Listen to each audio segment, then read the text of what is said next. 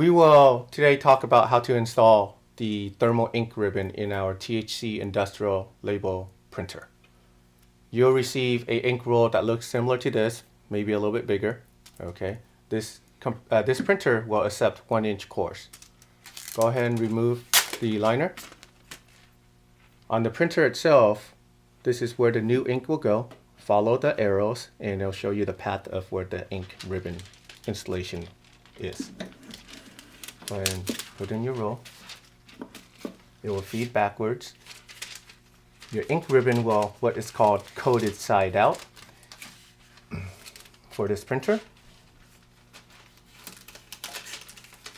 There will be a black sensor bar. That sensor bar is your ink ribbon sensor, and the ink ribbon has to go underneath it. Pull it forward. Go underneath the bar, and you want to have some tape handy. In this case, I have a little label.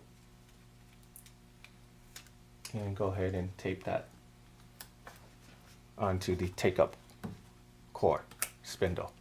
Roll some of the ink up. Once you get a smooth ink ribbon in the front of the print head, go ahead and clamp down your print head. With your, if there are labels, go ahead and install your labels, and we'll go through that step on the next video. And there's your ink installation.